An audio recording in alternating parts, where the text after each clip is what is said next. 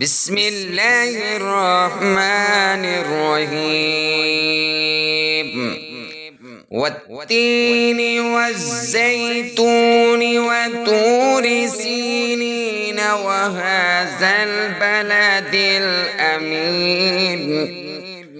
لقد خلقنا الإنسان في أحسن تقويم ثم رددناه أسفل سافلين إلا الذين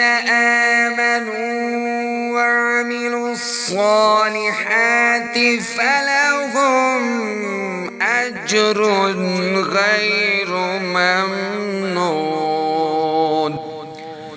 فما يكذبك بعد بالدين أليس الله بأحكم الحاكمين